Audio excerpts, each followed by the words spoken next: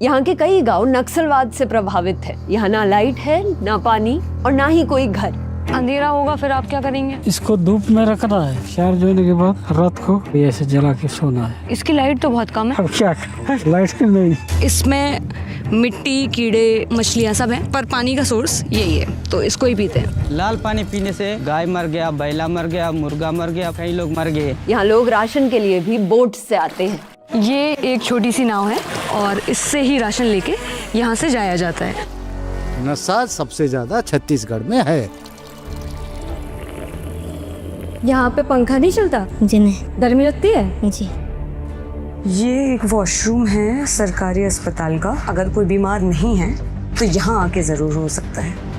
1998 में एक घटना हुआ, वो समय विस्फोट किया, 13 जवान मर गया उधर। यहाँ कुछ नहीं है, कपड़ा भी ले गए, खाना पार्टी ले गए, घर का टेबल कुर्सी सब ले गए। और यहीं की लाइफ को समझने पहुंची मेरी टीम।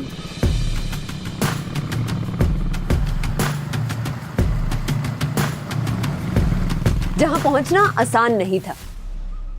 अभी हम छत्तीसगढ़ के बीजापुर जिले के जंगलों के कहीं बीच हैं। माओवादी लीडर पापा Rao senior most leader in Bastar. करीब 3 दशक तक सशस्त्र आंदोलन का हिस्सा रहे पापा Rao, last big Naxal leader operating in Bastar. आप किस घटना में थे?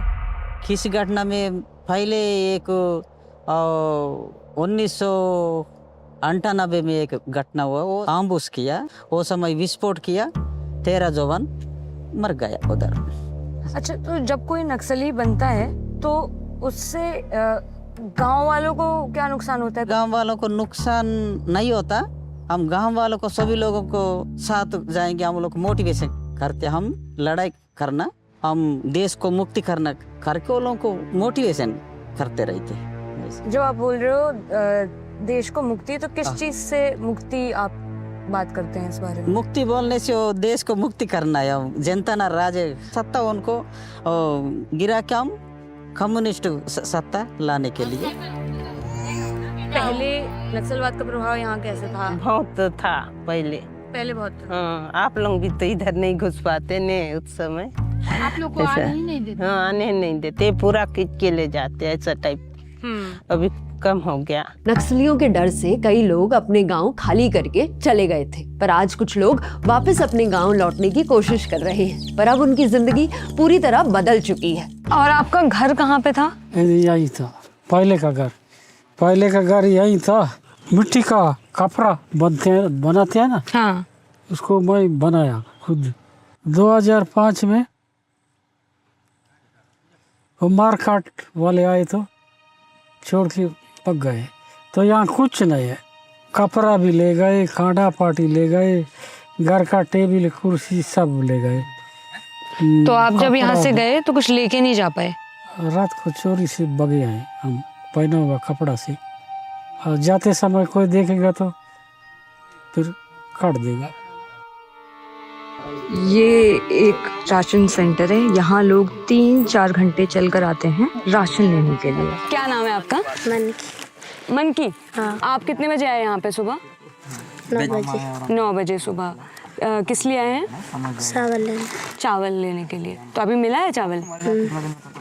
मिल गया? अभी मिलेगा, तो अभी वेट कर रहे हो?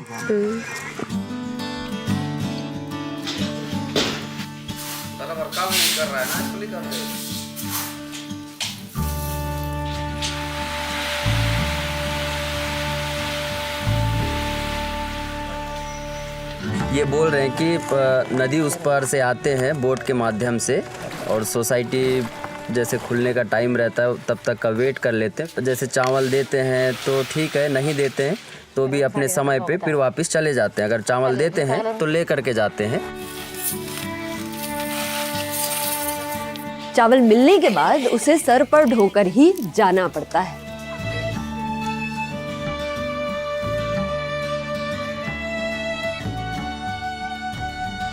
यहाँ सिर्फ 2 घंटे में हमारी हालत ख़राब हो गई है इतनी धूप में, पर लोग रोज़ नंगे पैर यहाँ से जाते हैं पैदल चल के, राशन अपने सर पर लेकर। तो ये आसान तो नहीं है जितना हम अपने घरों में बैठकर 10-20 मिनट में ऑनलाइन खाना या राशन मंगा सकते हैं, पर ग्रामीण भारत की हालत बहुत ही अलग है। ये एक छोटी सी नाव है, इसको पार करके मनकी और उनके घर वाले जा रहे हैं और इससे ही राशन लेके यहाँ से जाया जाता है, जो कभी भी डूब सकती है ऐसा मुझे लग रहा है, क्योंकि इसमें पानी भर जाता है, ऐसा उन्होंने बताया हमें।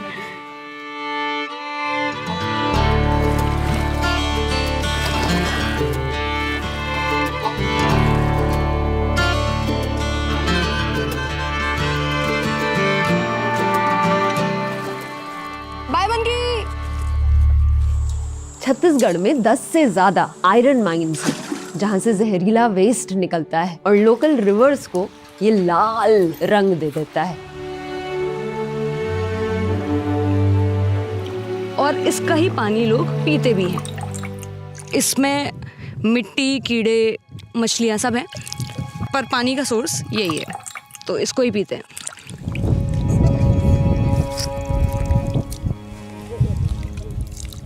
यहाँ का पानी पिएंगे ना पूरा गड़बड़ हो जाते हैं, बीमार पड़ेगा फिर, इसलिए तो नहीं पिए। उस बारिश में तो नहाने की तो पानी नहीं मिलता है यहाँ। आप लोग नहाने के लिए जाएंगे ना नदी में बारिश में, वो पूरा गंदा ही होते हैं, पूरा लाल पानी ही होता है। एक स्टडी के हिसाब से छत्तीसगढ़ में माइनिंग से सिर्फ रेस्पिरेटरी इश्यूज ही नहीं बल्कि ट्यूबरकुलोसिस, सिलिकोसिस और स्किन डिजीजेस भी होती है। ये देख पानी कैसा होता है, ये लाल जंग पकड़ता है, ये पूरा जंग लग जाता है, नीचे बढ़ जाता है। और पीते क्या है फिर? पीने का पानी क्या है? वही तो पीते हैं, और कौन सा पिएंगे? वही पीते हैं। है? तो लाल पानी पीने से बीमारियां नहीं होती? होती है ना, होती है। हाँ, कभी कभी नदी का लाते हैं कुआं बना के। पानी, हेल्थ और एजुकेशन, ये तीनों ही बेसिक राइट्स है, पर यहाँ ये तीनों ही मिलना बहुत मुश्किल है। अब अंधेरा होगा फिर आप क्या करेंगे? ये देख दिखाता हूँ आपको। हाँ, इसको धूप में रखता हूँ, इसको धूप में रखना है। हाँ, इसको ये चार्ज होता है, चार्ज होने के बाद रात को एक खड़िया से जला के सोना है। अच्छा, टॉर्च जैसा रहता है। इसकी लाइट तो बहुत कम है। हाँ, आज ठीक से चार्ज नहीं हुआ है। इसको इधर दिन निकलता है ना, ऐसा रखना है, तो इधर जाता है तो ऐसा रखना है, तब फिर ये चार्ज होता है फुल। इसी से उजाला प्रकाश। अब क्या करें? लाइट नहीं, लाइट का भी थोड़ा व्यवस्था कर दे। उम्मीद तो है आ जाए। पूरा धूल यहीं आता है खाना के ऊपर। अच्छा, आप खाना बनाते हो ना, धूल आती है पूरी? सुबह भी बना धूल, शाम को बना भी धूल, पूरा रोड का पूरा आता है यहीं। और जैसे सब्जी लानी हो, राशन लाना हो, तो वो कहाँ से लाते हो? गंगालूर से, बीजापुर से लाते हैं। कितना दूर है? अब यहाँ से कितना 25 किलोमीटर होगा शायद। अब मेरा काम मैं जाने यह सुबह से उठो, कुल्हाड़ी पकड़ो, जाओ जंगल में। अब जंगल का काम करके यही लाद के डालता हूँ। अब क्या बता रहा हूँ तुम्हें ना। ये जंगली इलाका सालों से नक्सलवाद का शिकार रहा है। जो लोग नक्सलवाद से बच पाए वो गरीबी या बीमारी का शिकार हो गए। आज भी इस गांव से हॉस्पिटल 15-20 किलोमीटर दूर है, इसलिए आशा वर्कर्स ही यहाँ लोगों की उम्मीद है। मैं CHO हूँ यहाँ की, कम्युनिटी हेल्थ ऑफिसर। यहाँ पे गांव-गांव में हम लोग हेल्थ सेवा देते हैं। और जैसे कि वहाँ के गांव वाले ना ट्रीटमेंट करवाने हॉस्पिटल नहीं जा पाते हैं, इनके पास सुविधा नहीं होता, तो हम लोग हर गांव में जाके लोग को इलाज करते हैं और टीकाकरण लोग को हम लोग देते हैं प्रॉपर। पहली बार इनका बीमारी निकला था तो मैडम मैं भी नहीं जानती थी। अब क्या बताया फिर डॉक्टर ने? डॉक्टर बोला कि मास्क पहन के बात करो, आपका डोज खत्म करो बोले। फिर उसके बाद ना फिर नहीं सुने, पीना के स्टार्ट किए। 6 महीने तक खाने बोले थे। अब मैं तो झूठ तो नहीं बोल सकती मैडम, अब मैं कुछ नहीं बोल पाऊंगी मैडम। जिंदगी इसकी इन्हीं का है ना, मेरा नहीं है। तो यहाँ जब पीरियड्स आते हैं औरतों को, तो क्या अभी भी कपड़ा यूज करते हैं या क्या यूज करते हैं? जैसे कोई एकदम मान के जो अनएजुकेटेड है ना, वो लोग कपड़ा भी यूज़ करते हैं। अब किसी के पास पैसा की परेशानी है, वो लोग थोड़ा सा करते हैं। अभी सरकार से तो पेड अवेलेबल नहीं हो रहा है ना, तो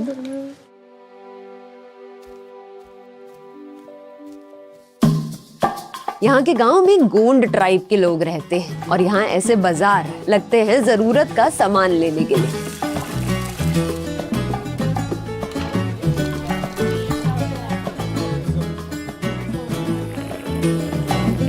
लंदा बीता दादा सल्पी बीता दादा भूई सल्पी नु आए दादा रुक सल्पी आए चाटुंदा का चापड़ा चटनी बोला मजा आए। इतनी है मैडम मेरा भाषा। क्या मतलब हुआ इसका? है कोई पीता है, कोई खाता है, कोई बायले पीला को मारता है। अब चपड़ा चटनी और लंदा पीता है। अनपढ़ जरूरी हूँ, ये मैं पहली तक नहीं पढ़ा, लेकिन मेरा रीति रिवाज अलग है। अनपढ़ होने से भी उसको जीने के लिए भी तो लाइन चाहिए। क्यों मैडम? मेरा नाम रामनाथ है, लेकिन राम नाम सत्य है, दुनिया बेकार है। जिसने लिया राम नाम उसका बेड़ा पार है। राम नाम भोजो पेट के लिए खोजो पराया माल अपना, राम नाम जपना। कैसे मैडम?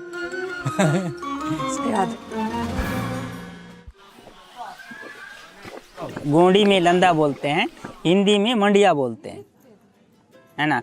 ये गर्मी में पीने के लिए अच्छा है। ये इसमें ये मतलब एक क्या बोलते हैं उसको, पेज टाइप का।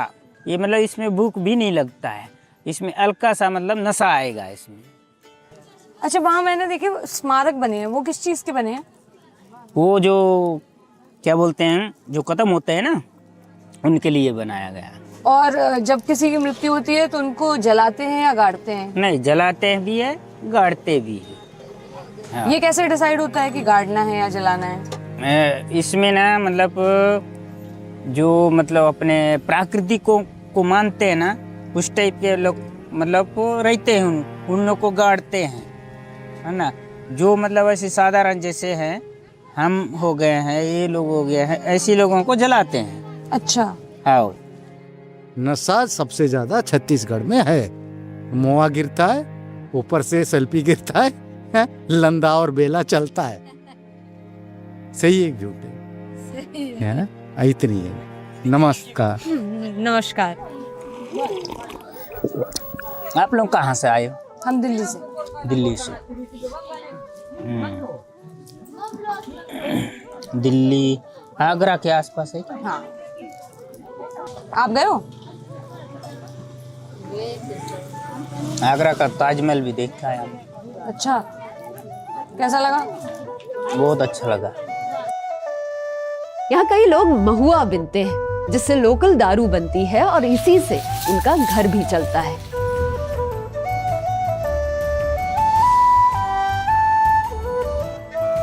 हम जब इंडिया में नशे की बात करते हैं तो एक दो स्टेट्स के बारे में ही बात करते हैं, लेकिन यहाँ हर दूसरे घर में आदमी नशा कर रहा है और ये सब झेलती यहाँ की औरतें ही हैं। कितना टाइम लगता है इतना बीनने में? वहाँ बीनने के लिए सुबह से आते हैं, 6 बजे से लगते हैं, 3-4 घंटा लगता है। 3-4 घंटा लगता है। फिर उसको आप बेचते हो? हाँ, सुखा के बेचते हैं। सुखा के तो कितने में बिकता है फिर? 40-50 रुपया किलो में। अच्छा, इसका किलो है 200 रुपया तक। अच्छा, ये महंगा है? ये महंगा है, फल है। ये मोआ का जो आजकल मिठाई बन रहा है, हाँ, लड्डू बन रहा है। अच्छा, ये तो मैंने सुना था दारू में यूज। हाँ, दारू में भी यूज होता है। अच्छा, और मिठाई में भी यूज? हाँ, मिठाई में भी यूज होता है।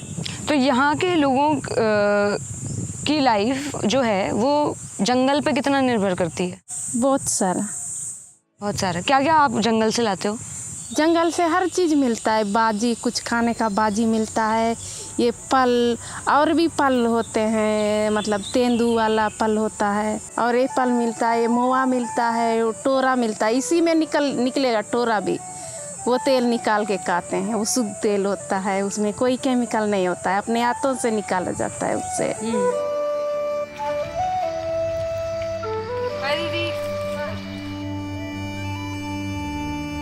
एक नक्सली और उससे डरे हुए आम लोग, दोनों का ही जीवन बहुत अलग होता है। जब आप छोड़ के गए उसके पहले क्या माहौल था? उसके पहले भी आते रहे वो लोग, आते रहे तो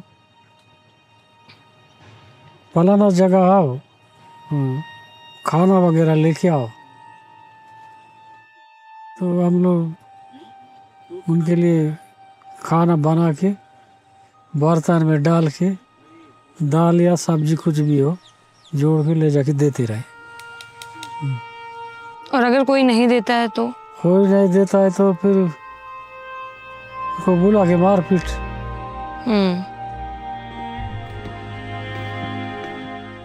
अगर कोई नक्सली बनता है तो और उसको शादी करनी है तो कैसे होती है? वो शादी करते लेकिन वो उनको पूछते, वो प्रपोजल भेजते, प्रपोजल बोलते, वो फलान महिला को मैं शादी हो जाऊंगा, वो शादी होते कि नहीं होते पूछते, राजी होने से शादी करते।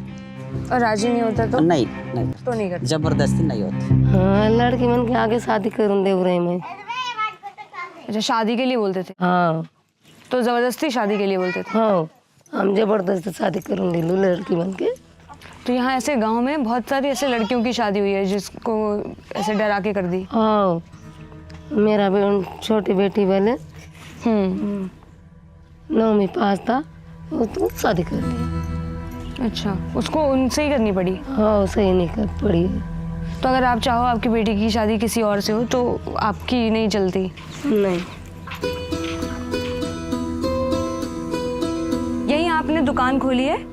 उधर है दुकान खोली। यहाँ पे आप खाना बनाते हो? उधर ही बनाती हूँ, बाहर में। उधर बाहर बनाते हो? हाँ। हाँ।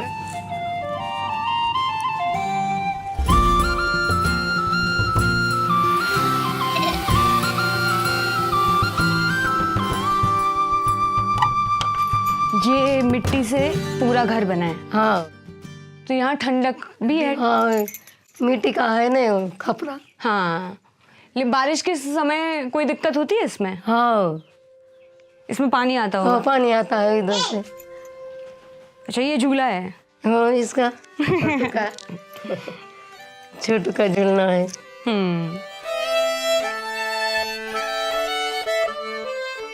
ये इसको कल हॉस्टल से लेके आई, आजा और अभी ने लेके आई। हॉस्टल कहाँ है?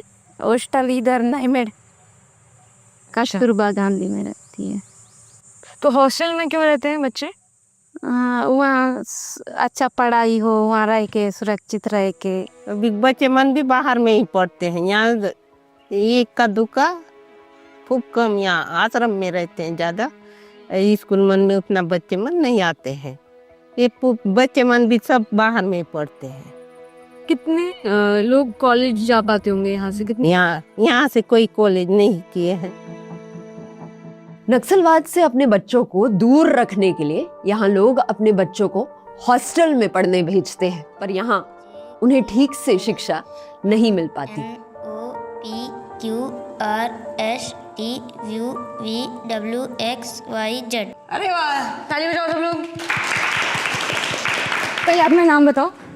मेरा नाम कैलाश कुफरा, में कक्षा 2 बालक आश्रम जड़गुट्टा। अरे वाह, कक्षा 2 में हो जी। यहाँ पे पंखा नहीं चलता? जी नहीं। गर्मी लगती है? जी। इतनी गर्मी में इतना पसीना है, कोई पंखा है नहीं, और ये बच्चे तो रोज ही बैठते हैं यहाँ पे, तो इजी नहीं है पढ़ाई भी, यहाँ इजी नहीं है। बच्चे बैठे हैं, वहाँ 1ली-2री क्लास के बच्चे थे, यहाँ 3री क्लास के बच्चे हैं, 3री क्लास के बच्चे हैं, लेकिन अध्यापक दोनों ही क्लासेस में अभी तो नहीं है। ये तो बढ़िया साइन किए हैं। आपको कौन सा सबसे अच्छा लगा इनमें से? ये वाला जी। राइटिंग अच्छी है, ये वाला भी अच्छा है जी। आप 5वीं में हो, लेकिन आप 3री क्लास में क्यों बैठे हो? वहाँ धूप पड़ता है। वहाँ 5वीं क्लास पे धूप पड़ता है? जी। तो यहाँ बैठते हैं? जी। और ऐसे ही ना जाने कितने रूरल स्कूल्स हैं इंडिया में जहाँ बदलाव जरूरी है, इनका भविष्य बचाना जरूरी है। कैसे बदलेगा ये? आने जाने की सुविधा नहीं है, तो फिर हम लोग कैसे करेंगे? हमको काम है हाँ। न देश पर तो नदी उस पर कोई गाड़ी जाने लायक है ही नहीं, बाइक भी नहीं, साइकिल भी नहीं जाती। साइकिल भी नहीं जाएगा उधर। कोई बीमार होता है तो उसको इलाज के लिए कितना दूर जाना होता है? हम लोग बीमार के लिए पहाड़ को चढ़ना पड़ता है, पेशेंट को लेके। कैसे चढ़ते हैं पहाड़? हम लोग ढो के लेके जाते हैं। ढो के लेके जाना जी। होता है। और कितना चलना पड़ता है? 3 या 4 घंटा लगेगा वहाँ तक, ऊपर तक। तो अगर कोई बीमार है, उसको जल्द से जल्द इलाज चाहिए तो क्या होगा?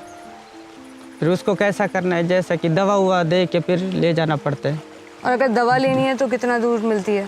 यही जंगल में, जंगल का जड़ी बूटी। जंगल का जड़ी बूटी। हाँ, अगर नहीं हो पाएगा तो खत्म।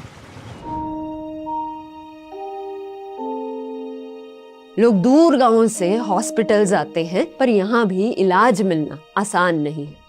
अभी हम छत्तीसगढ़ के एक हॉस्पिटल में हैं जहाँ पे 11 बज चुके हैं पर कोई डॉक्टर नहीं आया और पेशेंट्स वेट ही कर रहे हैं अभी।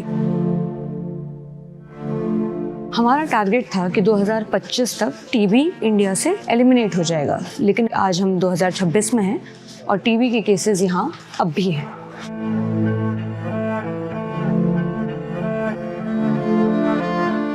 ये एक वॉशरूम है सरकारी अस्पताल का। अगर कोई बीमार नहीं है तो यहाँ आके ज़रूर हो सकता है। और डॉक्टर ने बताया कि क्यों हुआ है टीबी? दारू और बीड़ी। दारू और बीड़ी के चलते जी, वो पीना नहीं तो गांव में क्या लोग महुआ किससे जो बनती है दारू वो पीते हैं? जी, महुआ, ताड़ी। टीबी होने के मेन रीज़न तो सेल्फ इम्यूनिटी है और कम्युनिकेबल डिसीज़ है, एक दूसरे से फैलता है। तो बहुत बार बीमारी में अब देखा जाए तो फैमिली अफेक्ट होते हैं। एक पेशेंट अफेक्ट होने के बाद उसके साथ रहने वाले सहयोगी वो भी अफेक्ट होते हैं, या दोस्त परिवार जो मिलजुल के काम करते हैं, रहते हैं। गांव में आप जहाँ से आते हैं वहाँ गांव में कोई इलाज नहीं, जाने से 7 किलोमीटर पड़ता है दूरी अस्पताल ले जाने। दंतेवाड़ा कितनी दूर है? गिदम से दंतेवाड़ा के लिए 50 रुपए लेते हैं। अच्छा, आंटी को किलोमीटर नहीं बताया कितना है, बट उनको पैसे से पता है कितना पैसा लगेगा जाने के लिए। हाँ, ये बताए। पढ़े लिखे क्या हम लोग पढ़े नहीं लिखे नहीं तो क्या बात, हमें ऐसी तो बता रहे। और कितना किलोमीटर है क्या है हम लोग को तो हमें मालूम तो नहीं है। जितना बोलने से उतना किराया दे के जाते हैं वही किराया छानते हैं। ये भी तो पढ़े लिखे हैं। बाद में तो छोड़ के दारू पीने शुरू लगा है। दारू पी के तो ऐसा यहाँ रहने वाले लोग एक बेहतर कल को जरूर चाहते हैं, पर वो बेहतर कल की उम्मीद के साथ वो अपने गांव से होने का फक्र भी साथ लेकर चलते हैं। गांव भी बेहतर है। गांव बेहतर है। एकदम सुकून सा, अच्छा सा हवा, अच्छा लगता है ना गांव में, बहुत अच्छा। आप लोग ना शहर में रह रहे हो, आलू जो भी है गोभी ये सब खा रहे हैं। हम लोग गांव में रह रहे हैं, हम लोग लगा के भाजी मिलता है, बोहार भाजी मिलता है, इमली झोर भी मिलता है, हमको अच्छा लगता है। कैसा लगता है आपको, कैसा होगा शहर? अब गई हो तो यहाँ थोड़ा थोड़ा आधा अधूरा जैसा देखी हूँ, रायपुर तक लगभग। क्यों देखना चाहिए एक इंसान को अलग अलग शहर गांव? क्यों देखना चाहिए, मतलब हर चीज़ देखना जरूरी होता है। शहर में कैसा होता है, कैसे कैसे लोग होते हैं, कैसे रहते हैं, वो सब देखना भी है। मना करते थे मेरे को मतलब कहीं कहीं जाने के लिए, लेकिन नहीं, मैं जाके आऊँगी और शहर में कैसा रहते हैं लोग, कैसा रहते हैं, कैसा शहर कैसा होता है, वो सब देखना है, तो मैं जाती हूँ। और घर वाले बोलते हैं जाने के लिए या रोकते हैं? मेरा पति बोलता है कि तू इधर उधर ज़्यादा घूमती है बोल के। मेरी मर्जी है, मेरे को जहाँ देखने का मन है, जहाँ जाने का मन है, मैं जाऊँगी। यहाँ औरतें अपने हाथों पर टैटूज बनाती हैं। हर टैटू का एक अलग सिग्निफिकेंस भी है। ये कब बनाया आपने? मैं ये मायके में थी। हाँ। वो ना मैं नाम लिखने के लिए उन लोगों को बोली। हाँ। तो ऐसे बना दिए, तो दोनों हाथ में। ये मेरे भी है। है। हाँ, वही नाम लिखने के लिए मैं बोली तो ऐसे बना दी, तो फिर ये हाथ में भी बनाने बोली दोनों साइड। और इनका क्या कुछ मतलब होता है इसका? हम लोग ठाकुर लोग हैं, ऐसे ही करते हैं, सब बनाते हैं। हाँ, यहाँ भी हाँ हाँ, ये यहाँ भी ये वही गुच्छा के साथ ऐसे बना है। इसमें भी, पैर में भी। हाँ, पैर में भी। ये आपने सारे एक बार में बनवाए? हाँ, ऐसा ना बिना शादी के नहीं बनाते हैं, शादी के बाद। हाँ, पैर में यहाँ ऐसा यही वाला रहता है बिना शादी के। और ये सब अगर आपने एक बार में बनवाया फिर तो बहुत दर्द हुआ होगा उसमें? पहला तो दर्द हुआ, हाँ। बाद में अच्छा लगा। इंडिया के इन गांवों में संघर्ष, सपने और सुकून साथ चलते हैं।